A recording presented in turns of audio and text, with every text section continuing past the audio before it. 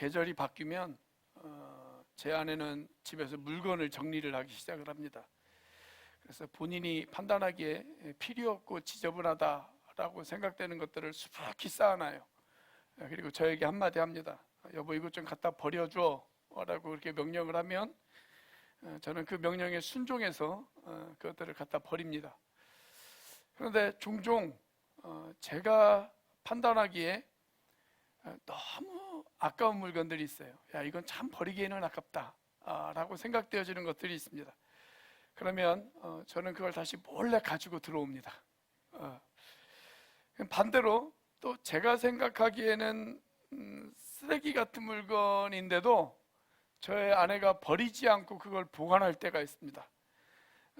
어린이집에서 아이들과 같이 노는 그 놀이기구로 사용을 하겠다고 뭐 먹다 남은 요구르트병, 빈 박스, 온갖 종류의 알록달록한 비닐봉지들, 뭐 이런 것들을 제 사무실에다가 잔뜩 쌓아둡니다. 언제 사용하겠다라고 하는 기한도 없습니다. 그냥 마냥 보관만 해둡니다. 그래서 제 사무실은 점점 더 재활용 센터가 되어져 가고 있습니다. 이처럼 어떤 물건이든지요, 목적과 이유가 있으면 그건 계속 존재해야 할 수가 있습니다. 그런데 목적과 이유를 잃어버리면 그것은 더 이상 존재할 필요를 느끼지를 못합니다. 예수님께서도 이와 비슷한 이야기를 우리에게 하셨는데, 소금이 존재하는 이유는 맛을 내기 때문이다 라고 이야기를 하셨습니다. 그런데 만약 그 소금이 맛을 잃어버린다면 그것은 존재의 이유가 사라지는 것입니다. 그래서 던져져서 사람들의 발에 짓밟힐 뿐이라고 그렇게 예수님께서 우리에게 말씀하셨습니다. 교회도 마찬가지입니다. 여러분, 이 땅에 교회가 존재하는 데에는 교회의 존재 이유와 목적이 있습니다. 하나님께서 판단하시기에 교회는 이런 목적과 이런 이유 때문에 교회가 존재해야 돼 라고 하나님께서 생각하시는 교회의 존재 목적이 있어요. 그 존재 목적대로 교회가 계속적으로 사역을 감당한다면 그 교회는 계속 존재할 수가 있습니다. 그런데 그 목적을 잃어버리면 그 교회는 역사 속으로 사라질 수밖에 없습니다. 한때 복음을 위해서 엄청난 도구로 쓰임을 받았지만 지금은 역사 속으로 사라져버린 소아시아의 교회들처럼 말입니다. 우리가 1월 달부터 그 소아시아의 교회들을 하나씩 살펴볼 텐데, 그들도 하나님 앞에 한때는 많이 쓰임 받았습니다. 그런데 어느 순간 그 목적을 잃어버린 순간 그들은 역사 속으로 다 사라져버리고 지금은 이름만 있는 그런 교회가 되어지고 말았습니다. 여러분, 그렇다면 교회의 존재 목적이 과연 무엇일까요? 너무 질문이 추상적인 것 같아서 이렇게 질문을 바꿔보겠습니다. 여러분, 교회가 해야 하는 수많은 일 중에 교회가 해야 하는 가장 중요한 일을 하나만 꼽으라고 그런다면 여러분들께서는 무엇을 이야기를 하시겠습니까? 어떤 분은 교회가 해야 하는 일 중에 가장 중요한 일은 예배를 드리는 일이지, 이렇게 생각하시는 분들도 있을 겁니다. 또 어떤 분은 아니야, 교회가 해야 하는 일 중에 가장 중요한 일은 선교하는 일이지, 이렇게 생각하시는 분들 계실 거고, 어떤 분은 아니야, 교회가 해야 하는 일 중에 가장 중요한 일은 교육이야 라고 생각하시는 분들도 계실 겁니다. 그리고 또 어떤 분들은 아니, 성경에 믿음과 소망과 사랑 중에 그 중에 제일은 사랑이라고 하지 않았느냐, 그렇기 때문에 교회가 해야 하는 가장 중요한 일은 힘들고 어려운 사람들에게 사랑을 실천하는 그 사랑의 실천이다, 이렇게 이야기하시는 분들도 계실지 모르겠습니다. 이 모든 것이 교회가 해야 하는 일이라는 것은 누구도 이의를 제기하지 않을 것입니다. 그런데 가장 중요한 것이 무엇이냐, 그 일 가운데, 교회가 해야 하는 모든 일들 가운데 가장 중요한 일이 무엇이냐, 여기에 대해서는 서로의 의견이 다를 수가 있습니다. 교회에서 겪는 여러 가지 갈등을 보면 여기에 대한 의견 차이 때문에 교회가 갈등을 겪는 일들이 참 많아요.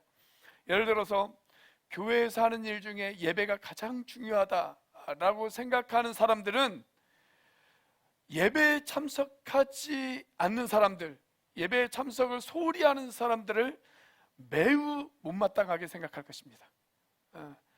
그리고 그 사람들은 신앙이 연약한 사람으로 그렇게 취급을 할 것입니다. 또 예배보다는 성경 공부 모임이나 이런 것들을 막 주장하는 사람들을 보면서 야, 저 사람들은 머리만 크고 그 다음에 뺀질뺀질한 그런 사람으로 여길 수도 있습니다. 또 예배가 가장 중요하기 때문에 교회 재정도 예배를 더 잘 드리기 위해서 아낌없이 사용해야 된다고 그렇게 이야기를 할 것입니다. 그래서 이왕이면 예배당도 더 크게 지어야 하고, 그리고 마이크나 음향시설이나 이런 거에도 투자를 해야 되고, 악기 같은 것도 더 좋은 걸 사다 놔야 되고, 아무튼 예배가 더 빛나기 위해서 그렇게 모든 시설을 투자를 해야 된다라고 이야기를 할 것입니다. 자, 반대로 교회에서 가장 중요한 일이 이웃을 사랑하는 실천이다 라는 것을 주장하는 사람들은 예배를 주장하거나 아니면 성경 공부를 강조하거나 이런 사람들을 보면 마치 율법주의자처럼 느껴질 것이고, 그리고 교회 건물을 위해서 돈을 투자한다거나 아니면 성경 공부를 위해서 시간을 투자하는 것, 그것을 낭비라고 그렇게 생각할 수도 있습니다. 그렇다면 여러분들에게 묻습니다. 우리 온누리교회가 해야 하는 가장 중요한 일은 무엇일까요? 우리 교회가 해야 하는 가장 중요한 일, 다르게 질문을 던진다면 우리 교회는 왜 존재하는 것일까요?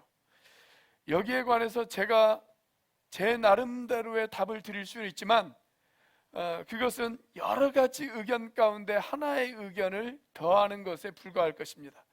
그래서 제 의견보다는 여기에 대해서 예수님이 어떻게 이야기하셨는가, 그것을 살펴보는 것이 훨씬 더 좋을 것 같습니다. 자, 우리가 오늘 읽은 본문 말씀이 예수님께서 말씀하시는 교회의 존재 목적입니다. 자, 오늘 본문을 다시 한번 읽어보겠습니다. 같이 읽습니다. 18절, 19절, 20절 같이 읽습니다. 시작. 나는 하늘과 땅의 모든 권세를 받았다. 그러므로 너희는 가서 모든 민족을 제자로 삼아서 아버지와 아들과 성령의 이름으로 침례를 주고 내가 너희에게 명령한 모든 것을 그들에게 가르쳐 지키게 하여라. 보아라, 내가 세상 끝날까지 항상 너희와 함께 있을 것이다. 자, 예수님께서 이 말씀을 하셨던 시기가 언제예요? 부활하시고 승천하시기 바로 직전에 예수님께서 지금 이 말씀을 하셨습니다. 다시 말하면 이 말은 예수님의 유언과도 같은 말씀이십니다. 여러분, 어떤 사람이 죽기 전에 마지막으로 부탁을 했다면 우리가 그 부탁을 들어주려고 노력하는 것이 인지상정 아니겠습니까? 큰아들과 작은아들이 사이가 좋지 않아요. 그런데 아버지가 돌아가시기 전에 두 아들을 불렀어요. 불러서 작은아들 손 위에 큰아들의 손을 딱 얹으면서 이렇게 당부를 했습니다. 내 마지막 부탁이다. 제발 서로 싸우지 말고 서로 사이좋게 지내라. 이렇게 말씀하시고 돌아가셨습니다. 자, 그러면 제대로 된 아들들이라면 그 말씀을 지키려고 노력하지 않겠습니까? 청개구리도 어머니의 마지막 부탁은 들어줬잖아요. 그런데 여러분, 바로 오늘 본문이 예수님의 유언과도 같은 말씀이란 말이죠. 자, 이 유언과도 같은 말씀을 누가 들었느냐? 예수님의 11 제자가 들었습니다. 자, 16절 말씀에 분명히 그렇게 기록되어 있죠. 11 제자가 갈릴리로 가서 그랬습니다.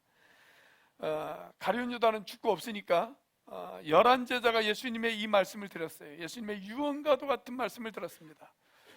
그러다 보니까 이 말씀이 어디에 기록되어 있느냐? 마태복음에 기록되어 있고 마가복음에도 기록되어 있고 누가복음에도 기록되어 있고 요한복음에도 기록되어 있습니다.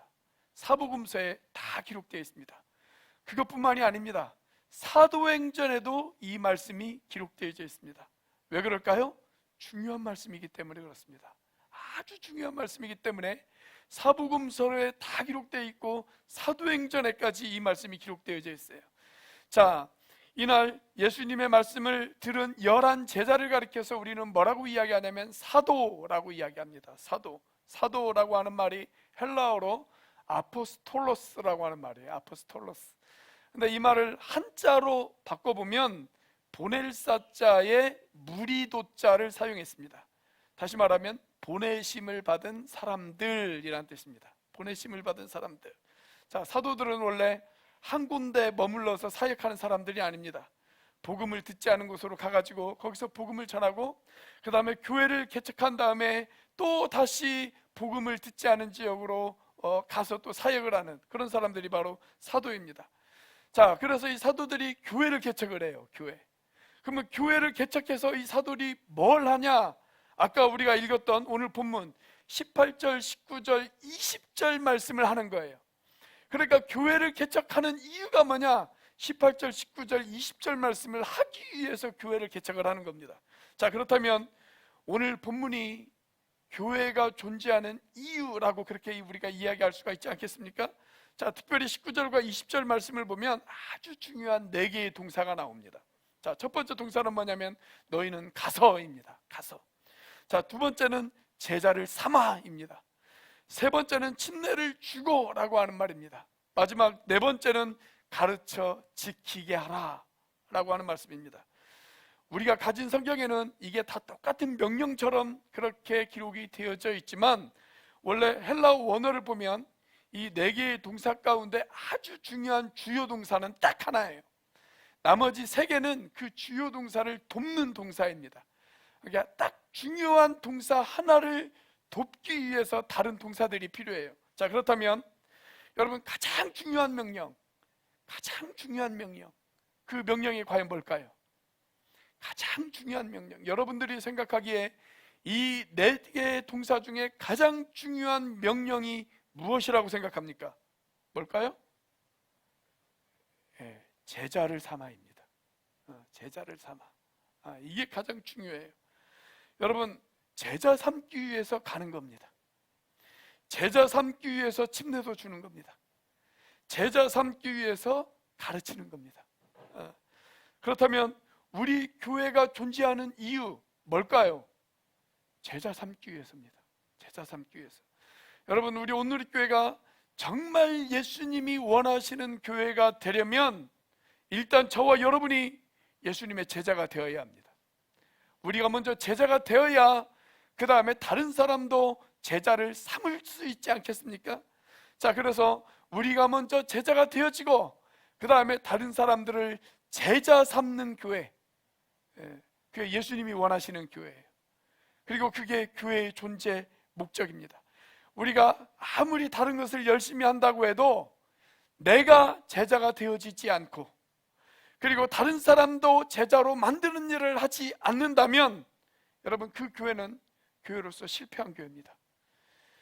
여러분의 교회에서 아무리 많은 봉사를 하고 아무리 많은 헌금을 드리고 아무리 많은 선교 활동을 한다고 할지라도 내가 먼저 제자가 되어지지 못하고 다른 사람도 제자로 만들지 못했다면 여러분, 그 신앙생활은 헛수고입니다.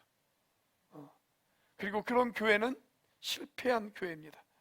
그렇기 때문에 우리가 가장 먼저 해야 할 일, 그리고 가장 중요하게 생각해야 할 일, 우리 교회가 존재하는 이유, 내가 제자가 되고 다른 사람도 제자로 만드는 일입니다.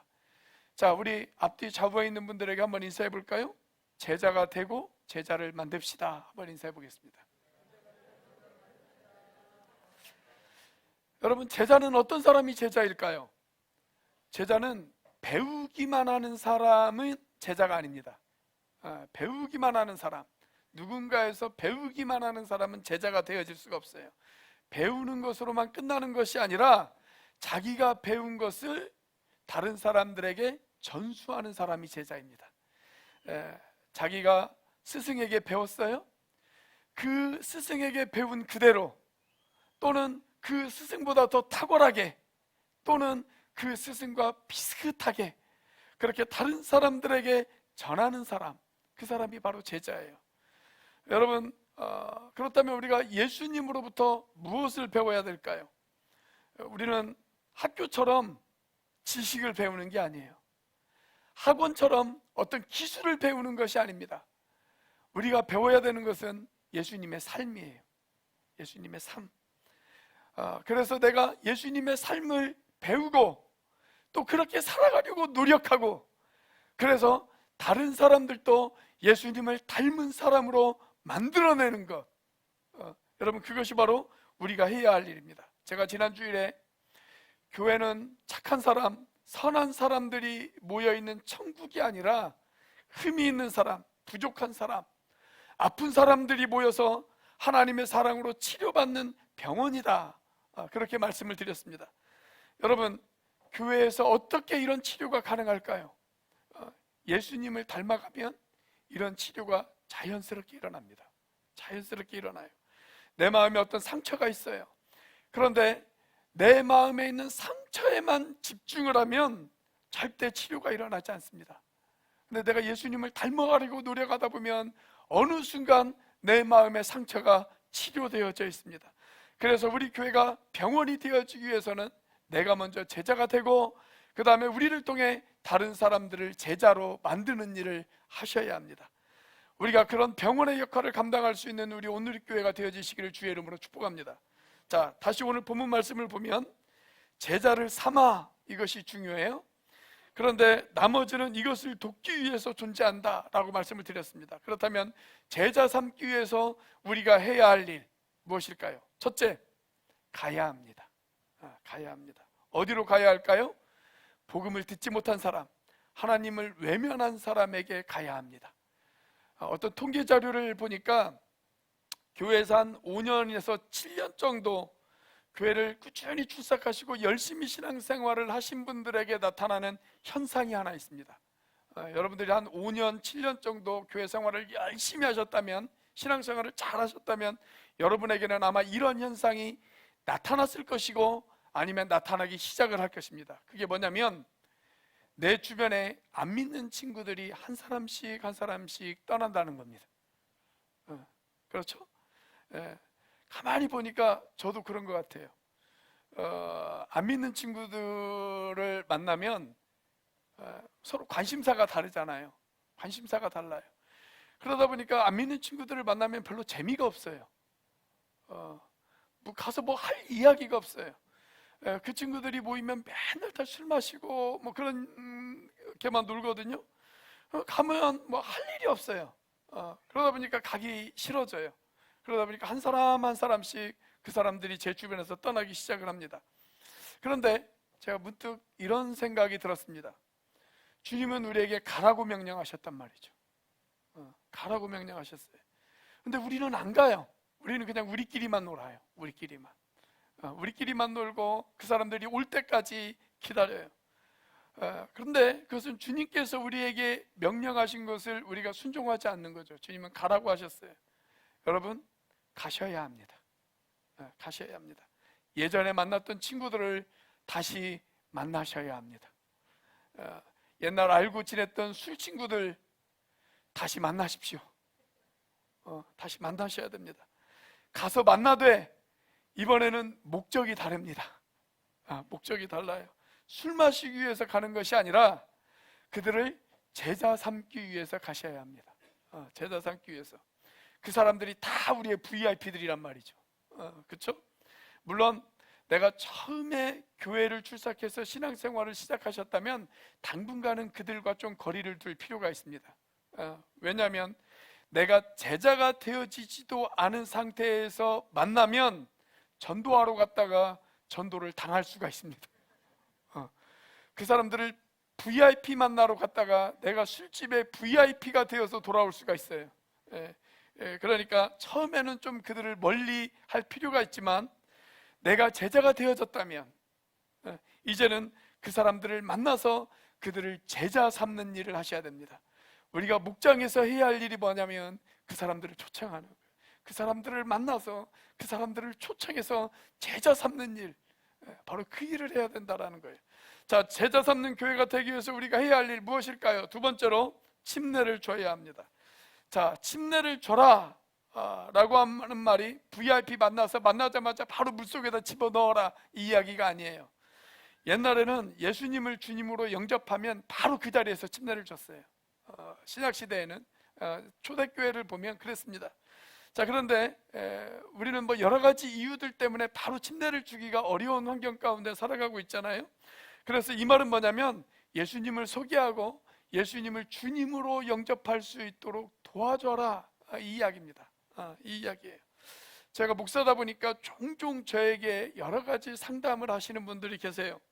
근데 그 상담 가운데 어떤 부분은 법적인 내용이 있을 수도 있고 또 어떤 부분은 의학적인 내용이 있을 수도 있습니다. 그런데 제가 법이나 의학의 전문가가 아니잖아요. 제가 아는 상식을 가지고 상담을 해준다 한들 그것이 그분에게 그렇게 큰 도움이 되어지지 않습니다. 그럴 때 제일 좋은 방법 뭘까요? 그 분야의 전문가를 소개시켜 주는 것입니다. 그 분야의 전문가를 소개시켜 주는 거예요. 우리의 인생도 마찬가지예요. 여러분, 큰 문제 없이 살아가는 사람들이 없어요. 다 어떤 사람들은 정말 저 사람은 문제 없이 살아가는 것 같다 라고 생각할지 모르지만 여러분, 그 마음속에는 다 외로움과 공허함을 느끼면서 그렇게 살아가고 있습니다. 그런데 예수님은 우리 인생의 허무함, 우리의 세상의 염려, 마음의 상처들을 치유하실 수 있는 유일한 분이시란 말이죠. 여러분, 그래서 그 예수님을 소개해주고 그 예수님을 만날 수 있도록 도와주는 일, 그 일이 바로 침례를 주는 일입니다. 그래서 여러분들이 목장에서 앞으로 해야 할 일, 그분을 소개하는 거예요. 예수님을 소개하는 일, 그 일을 하셔야 된다는 거예요. 자, 제자 삼는 교회가 되기 위해서 우리가 해야 하는 일 무엇일까요? 가르쳐 지키게 해야 합니다. 가르쳐 지키게 해야 된다. 자, 여러분, 예수님이 제자를 어떻게 만드셨어요? 12명을 선택해서 3년 동안 같이 생활을 하셨어요. 3년 동안 같이 생활하셨어요. 그 사람들이 다 예수님의 제자가 되었습니다. 여러분, 성경을 보면 예수님 주변에는요 항상 많은 사람들이 있었어요. 그죠? 수도 없이 많은 사람들이 예수님의 설교를 들었고 예수님께서 행하셨던 기적을 체험했고 그것 가운데 그들이 은혜를 받았습니다. 자, 그런데 여러분, 예수님의 오병이어 사건만 한번 보더라도 마찬가지잖아요. 예수님께서 오병이어를 행하실 때 그때 그 오병이어에 참석했던 사람들이 5,000명이었다. 남자만 5,000명이었다라고 기록되어 있어요. 여자와 어린 아이들까지 포함하면 한 2만 명은 좋게 되어질 것이다 라고 그렇게 우리가 추정을 하고 있습니다.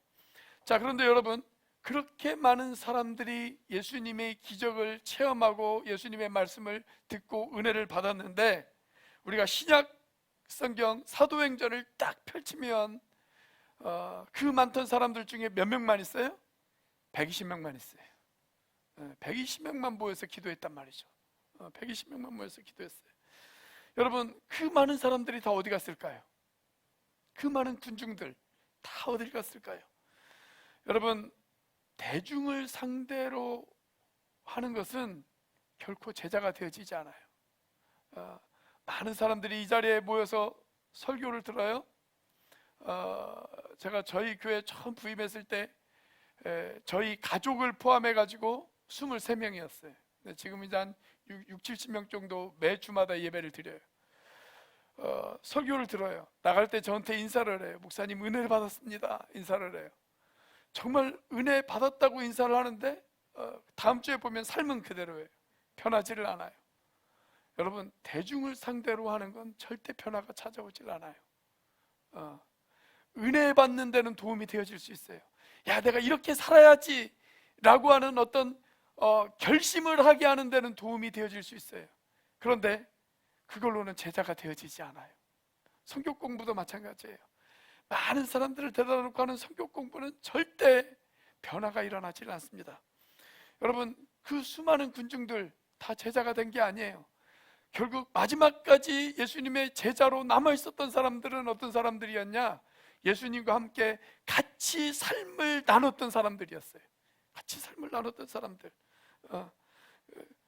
제가 그것이 바로 우리 교회를 가정교회로 전환해야만 하겠다라고 생각했던 이유 가운데 하나입니다. 우리 교회가 다음 세대, 그 다음 세대까지 계속 존재하는 교회가 되려면 어떻게 해야 될까? 정말 우리가 삶이 변화되어지고 삶 속에서 정말 예수님을 닮아가는 그런 모습들이 보이고 정말 생명이 바닥바닥 뛰는 그런 교회로 만들려면 어떻게 해야 될까? 제가 이거 가지고 엄청난 고민을 많이 했어요. 그런 교회를 어떻게 이룰 수가 있을까? 제가 찾은 답은 하나입니다. 듣기만 하면 절대 제자가 되어지지 않는다. 보고 배우는 제자를 만들어야 된다. 그래서 제 선택은 가정교회였습니다.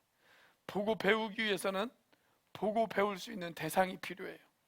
그리고 또 보고 배울 수 있는 공간이 필요해요.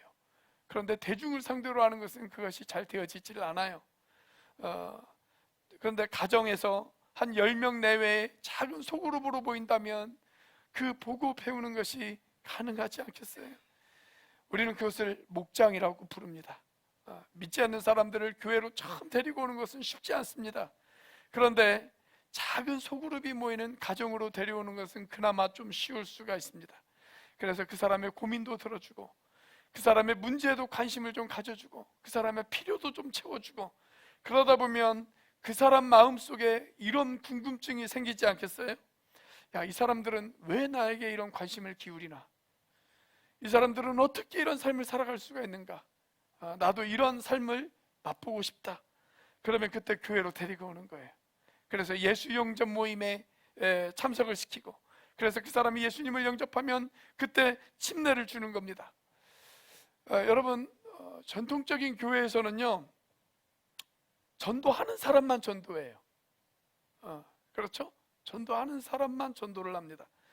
그런데 가정교회에서는요, 목장 식구 전체가 한 명의 VIP를 섬겨요. 그러니까 목장 식구 전체가 함께 전도를 하는 거예요. 직접적 간접적으로 함께 전도를 하는 겁니다. 왜냐하면 그 VIP를 함께 섬기니까. 자, 그래서 그 사람이 마침내 예수님을 영접하면 그 열매도 같이 맛보는 거예요. 그리고 나중에 천국 가서 그 상급도 같이 받는 겁니다. 같이 받아요. 제가 통계에 의하면 새신자가 교회에 처음 출석해가지고 한 6명 정도의 친하게 지내는 사람이 있으면 그 사람은 교회를 떠나지 않는데요. 교회에 아주 쉽게 정착을 한대요. 한 6명 정도만 친하게 지내는 사람이 있으면. 자, 그런데 우리가 가정교회를 하면 이미 한 10명 내외의 사람들이 가정교회 안에서 벌써 가족의 사람을 경험하잖아요. 그러니까 교회에 정착할 확률도 엄청 높습니다. 높아요. 하나의 예화를 제가 드리고 말씀을 마치려고 합니다. 미국 워싱턴에 가면 에드워드라고 하는 병원이 있습니다. 이 병원은 세계에서 가장 사랑이 많은 병원으로 소문나 있습니다. 특별히 이 병원의 소아과가 아주 유명한데, 다른 병원에서는 고치지 못하는 그 병을 이 병원에서는 고치는 일들이 종종 있다고 그래요. 그러다 보니까 많은 의사와 제약회사 직원들이 이 병원에 관심을 가졌습니다. 그래서 이 병원을 찾아와 가지고 묻습니다. 도대체 그 비결이 무엇입니까? 그렇게 묻는 거예요. 그때 이 병원의 설립자였던 에드워드라고 하는 의사는 이렇게 대답을 했습니다. 다른 병원에서는 사용하지 않는, 우리 병원에서만 사용하는 약이 있기 때문입니다. TLC라고 하는 그 약이 있기 때문입니다. 그렇게 이야기를 했어요. 자, 그런데 이 이야기를 듣고 사람들이 고개를 갸웃거리기 시작을 하는 겁니다. 왜냐하면 TLC라고 하는 약을 처음 들어봤어요. 들어본 적이 없어요. 자, 그러자 이 의사가 다시 이렇게 이야기를 했다는 거예요. T, 텐더, 부드러움. L, 러브, 사랑. C, 케어, 치료. 그러니까 이 병원에서 치료하는 약이 뭐였냐면 부드러운 사랑으로 치료하는 거예요. 부드러운 사랑으로 치료하는 거. 여러분, 오늘 우리 교회와 목장이 부드러운 사랑으로 상처 입은 사람들의 마음을 치료하는 교회, 치료하는 목장, 그래서 그들을 제자 삼아 교회의 존재 목적을 이루는 교회와 목장이 되어지기를 주님의 이름으로 축복합니다. 기도하시겠습니다.